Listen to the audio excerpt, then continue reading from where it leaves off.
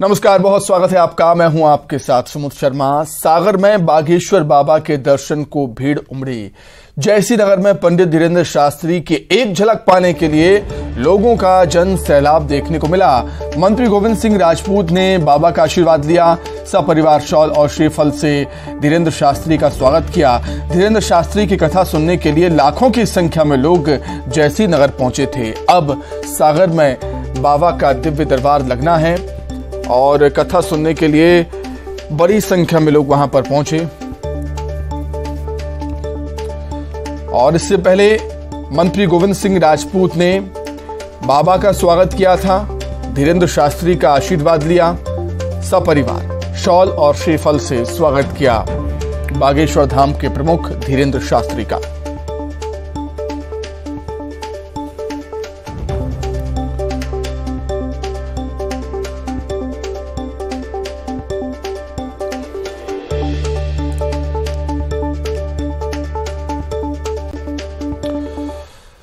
वहीं बुरहानपुर में फिल्मी स्टाइल में बकरी की चोरी हुई। कार में बकरी चोरी का मामला सामने आया है। बकरी चुराकर फिल्मी स्टाइल में कार को भगाया गया। लोगों ने कार का पीछा किया। कार चालक फिल्मी स्टाइल में कार लेकर भागा और ऑटो और बाइक को कार सवार ने टक्कर भी मारी। कार छोड़कर फरार हो गए आरोपी। पूरी वारदात सीसीटीवी कैमरे में कैद हुई है। पुलिस ने कार और बकरी को बरामद कर लिया।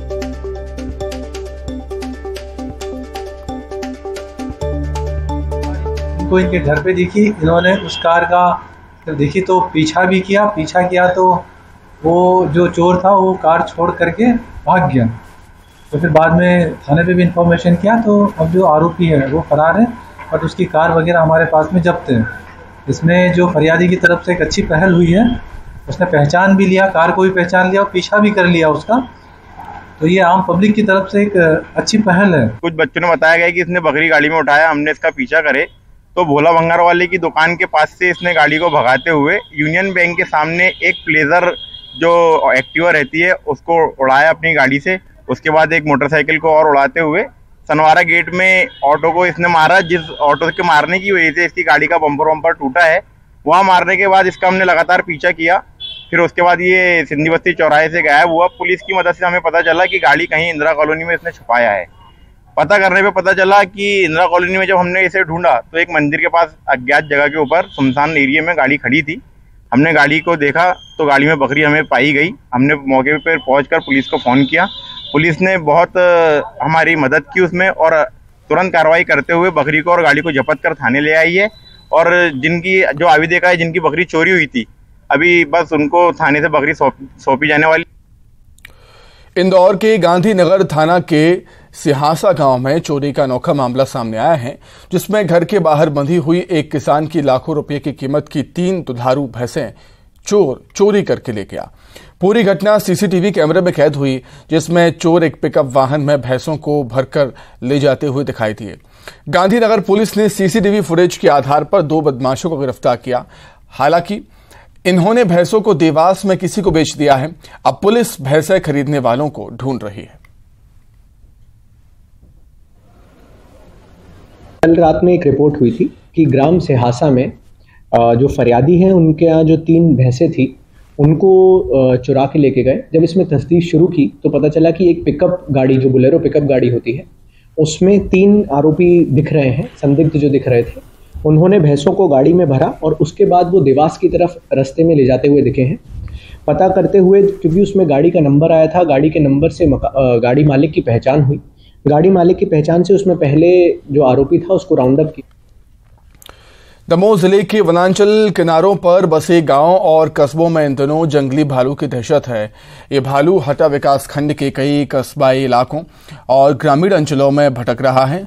बटियागढ़ में एक व्यक्ति पर यह भालू हमला भी कर चुका है। ऐसे में ये भालू हटा के पास एक गांव में पेड़ पर चढ़ा हुआ नजर आया, जिसे जंगल की ओर भगाया गया। लेकिन अब ये भालू मड़िया 2 मुख्यालय पर दिखा।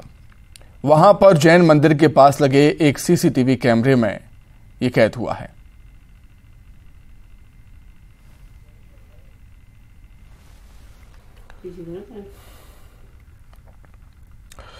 वहीं बिलासपुर में दुष्कर्म पीड़िता ने पुलिस पर बड़े आरोप लगाए हैं। आरोपी से मिली भगत कर मां को फंसाने का आरोप लगाया पुलिस पर पीड़िता ने।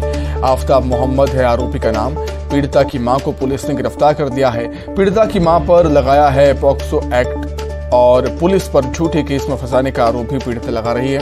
आरोपियों से मिली भगत के आरोप पुलिस पर लगाए हैं पीड़िता ने।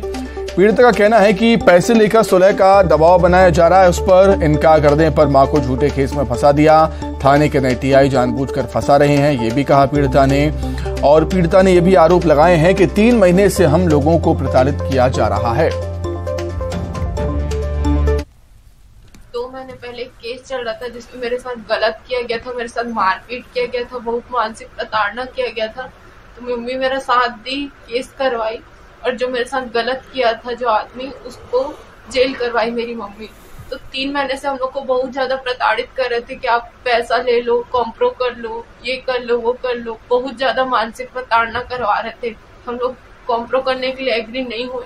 तो आज मेरी मम्मी को झूठा केस बना के उसको जेल के अंदर बंद करवा दिए हैं ताकि मैं केस वापस ले लूं। ये एफआईआर आज ही हुई और आज ही उनको उठा लिया गया? हाँ, आज ही एफआईआर हुआ, बिना किसी सूचना के उनको लेके चले गए। और अभी आपकी मम्मी कहाँ है? वो जेल में है। जेल भी भेज दिया गया उनको? हाँ, वो लोग जानबूझ के सोच समझ के सब किए, क्योंकि कल आखिरी शनिवार है और परसों रविवार, तो उसको छुड़ा नहीं सकते, इसलिए जानबूझ के लोग सोच समझ कर एफआईआर हुआ है। उसकी विवेचना क्रम में हम उसका जो भी कथन है वो दंडाधिकारी और मजिस्ट्रेट के सामने और सीडब्ल्यूसी के सामने कराएंगे। जो पीड़ित बालक है उसको अभी जो 10 साल का बालक है उसका एक तरह से मोलेस्टेशन हुआ है, जिसमें एफआईआर थाना रतनपुर के अंतर्गत की गई है। अपराध क्रमांक 352/2023 उसमें उपयुक्त धाराओं के अंतर्गत में उसमें अपराध कायम किया गया है। वह उसमें विवेचना जारी है, जिसकी आगे की विवेचना additional SP Rahul Dev Sharma sir करेंगे। अभी बच्चे का कथन लिया गया है, वह उनके जो परिजन हैं और जो साथ में और थे उनका कथन लिया गया है। ऐसा यानी कहना गलत होगा, क्योंकि जो बच्चा है वो रायपुर का है। वो अपने मामा जी के यहाँ आया हुआ था और उसके साथ यहाँ पे मोलेस्टेशन की घटना हुई। तो पुलिस को इसमें 3 दिन जांच की गई है पुलिस के द्वारा और उसके तत्पश्चात उसमें कार्रवाई की। वहीं इस मामले में दुष्कर्म पीड़िता की मां की गिरफ्तारी के बाद हंगामा हुआ। पीड़िता की मां की गिरफ्तारी के बाद आक्रोश में आ गए लोग। रतनपुर पुलिस की कार्रवाई पर नाराजगी जाहिर की। नाराज स्थानीय लोगों ने थाने का घेराव किया था। सर्व समाज ने रतनपुर बंद करने का ऐलान किया। कल रतनपुर बंद करने का ऐलान किया गया है। रतनपुर थाना प्रभारी को निलंबित करने की मांग लोग यहां पर कर रहे हैं।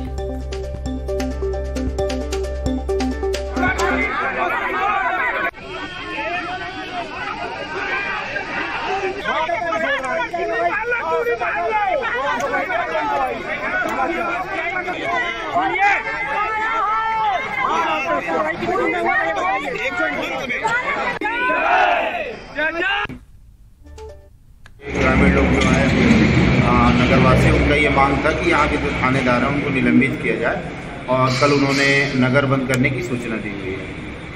उनकी एक मांग है कि जो महिला के ऊपर जो केस दर्ज किया गया उसको वापस लिया जाए, थानेदार को निलंबित किया जाए और अगर ये नहीं होता तो कल नगर बंद करने की सूचना दी के द्वारा किया जा रहा है। जी, आज तो सर्व समाज रतनपुर जो ज्ञापन है उसमें लिखा हुआ है रतनपुर नगर। अधिक जानकारी के लिए बातचीत करेंगे सहयोगी युगल हमारे साथ जुड़े हुए हैं फोन पर। युगल, अब जो स्थानीय लोग हैं वो भी समर्थन में आ गए हैं। पीड़िता ने जिस तरीके से आरोप लगाए हैं पुलिस पर रहा है और आज थाना घेराव के बाद अब कल नगर बंद का आह्वान किया है सर्व समाज ने और उसका समर्थन व्यापारियों ने भी किया है। तो ये कहा जा सकता है कि अब ये मामला तूल पकड़ने लगा है और रतनपुर थाना प्रभारी की जो है निलंबन की मांग कर रहे हैं। साथ ही साथ जो पीड़िता का कहना है कि जो फर्जी तरीके से एफआईआर दर्ज की गई है गलत तरीके से, उसे भी वापस लेना चाहिए। और दूसरी ओर पुलिस कह रही है कि अब जो पीड़ित दूसरी ओर से जो पीड़ित जो बच्चा है नाबालिग, उसका भी बयान दर्ज किया जाएगा और उसके भी बयान कलमबद्ध किए जाएंगे। बड़ी बात यही है कि ये राखी थाना क्षेत्र का रहने वाला जो पीड़ित बच्चा है, आखिर वो रतनपुर पहुंचा कैसे, और इस तरह से जब पहले दोनों परिवार के बीच अनबन चल रही थी, विवाद चल रहा था, तो आखिर उसके घर में गया कैसे। तो ये कई तरह के सवाल हैं, कई सारे सवाल यहाँ पर खड़े होते हैं। युगल, बहुत शुक्रिया।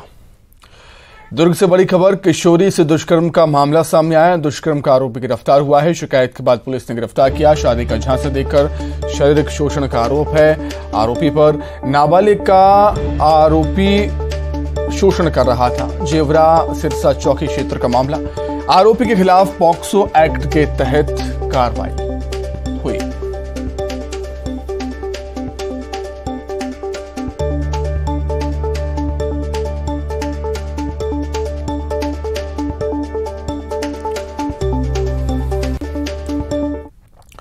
सीएम भूपेश बघेल 21 मई को पूर्व प्रधानमंत्री राजीव गांधी की पुण्यतिथि के अवसर पर दुर्ग जिले के पाटन में आयोजित भरोसे का सम्मेलन में राजीव गांधी भूमिहीन कृषि मजदूर न्याय योजना के ग्रामीण और नगरीय क्षेत्र के हितग्राहियों को वित्तीय वर्ष 2023-24 की पहली किश्त जारी करेंगे। राजीव गांधी भूमिहीन कृषि मजदूर न्याय योजना के ग्रामीण तथा नगरीय क्षेत्रों के कुल 5,63,576 हितग्राहियों को पहली किश्त के रूप में 112,71,52,52 रुपए की राशि जारी की जाएगी।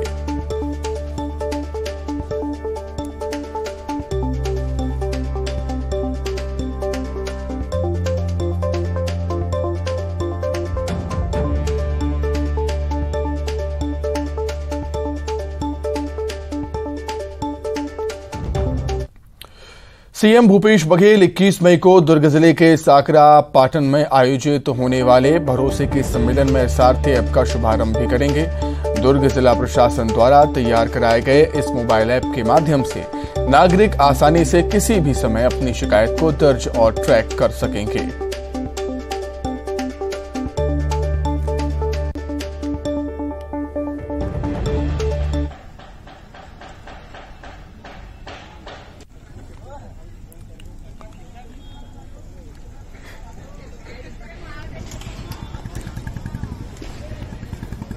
तो सीएम 21 मई को दुर्ग जिले के साकरा पाटन में आयोजित होने वाले भरोसे के सम्मेलन में शिरकत करेंगे।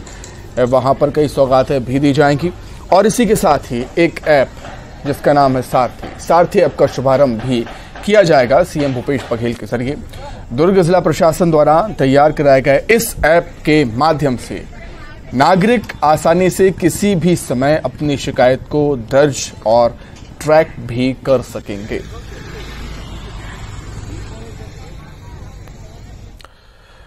छत्तीसगढ़ के वरिष्ठ कांग्रेस और आदिवासी नेता नंद कुमार साय ने आज कर्नाटक में कांग्रेस अध्यक्ष मल्लिकार्जुन खड़गे, प्रियंका गांधी और राहुल गांधी से मुलाकात की।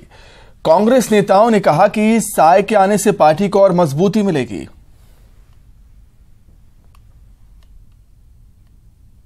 खड़गे साहब से, राहुल जी से, प्रियंका जी से और सारे हमारे राष्ट्रीय नेताओं से उनकी मुलाकात हुई और जो कांग्रेस प्रवेश किए हैं और उसको सब लोगों ने नंद कुमार साय जी के इस कदम का सबने स्वागत किया है और कहा कि आपके आने से पार्टी को मजबूती मिलेगी और सबने स्वागत किया है। अब तक आपने छत्तीसगढ़ के स्वास्थ्य मंत्री टीएस सिंहदेव को सियासत करते तो देखा होगा, दफ्तरों में मीटिंग करते, मंचों पर भाषण देते, इलाकों का निरीक्षण करते, लेकिन आइए आपको दिखाते हैं टीएस सिंहदेव का एक एडवेंचरस अवतार। दरअसल टीएस सिंहदेव इन दिनों ऑस्ट्रेलिया में हैं और यहां उन्होंने एडवेंचर का आनंद उठाना नहीं भूला। टीएस सिंहदेव ने यहां स्काई डाइविंग का आनंद उठाया और इसका उन्होंने वीडियो भी शेयर किया है जिसमें दिख रहा है कि टीएस सिंहदेव स्काई डाइविंग काफी उत्साहित होकर कर रहे हैं। इसके बाद इंस्ट्रक्टर के साथ वे प्लेन से जंप करते हैं। हवा में लहराते हुए सिंहदेव की तस्वीरें वाकई अनोखी। ट्वीट करते हुए सिंहदेव ने कहा कि मेरे पास ऑस्ट्रेलिया में स्काई डाइविंग करने का विश्वसनीय अवसर था। ये वास्तव में एक असाधारण साहसिक कार्य था जिसका सुखद अनुभव रहा।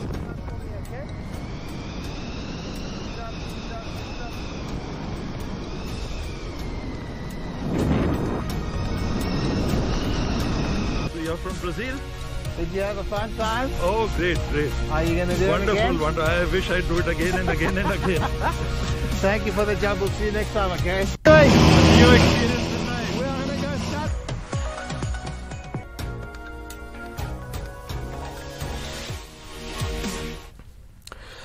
जशपुर से खबर है, जहां कुनकुरी में दुकान में आग लग गई। इलेक्ट्रॉनिक दुकान में आग लगी है। आग लगने के बाद एसी का कंप्रेसर फट गया। फायर ब्रिगेड की गाड़ी मौके पर पहुंची।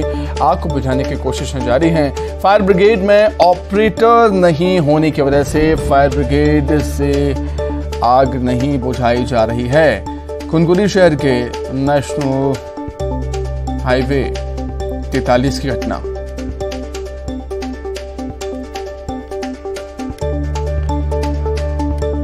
तो इलेक्ट्रॉनिक दुकान में आग लगी कुनकुरी में।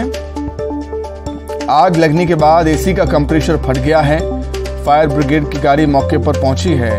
आग बुझाने की कोशिश जारी है। फायर ब्रिगेड में ऑपरेटर नहीं होने की वजह से फायर ब्रिगेड से आग नहीं बुझाई जा रही। कुनकुरी शहर के नेशनल हाईवे 43 की ये घटना। जशपुर से बड़ी खबर, जहां कुनकुरी में दुकान में आग लग गई। इलेक्ट्रॉनिक्स की दुकान में आग लगी है। आग लगने के बाद एसी का कंप्रेसर फट गया। फायर ब्रिगेड की गाड़ी मौके पर पहुंची। आग को बुझाने की कोशिशें हो रही हैं, लेकिन फायर ब्रिगेड में ऑपरेटर नहीं है, जिसकी वजह से फायर ब्रिगेड से आग नहीं बुझाई जा रही है। अधिक जानकारी के लिए बातचीत करेंगे संवाददाता दीपक जुड़े हुए हैं फोन पर। दीपक, क्या कुछ हालात, क्या कुछ जानकारी अभी? जी, मैं आपको बताऊं कि ये पूरा जो मामला है कुनकुरी शहर के बीचों बीच है। नेशनल हाईवे के किनारे एक इलेक्ट्रॉनिक दुकान है और उस दुकान के पिछले हिस्से में थोड़ी देर पहले आग लगी थी और अब ये आग जो है धीरे धीरे सामने की तरफ आ रही है और पूरी दुकान जो है लगभग जलने की कगार पर अब आ चुकी है।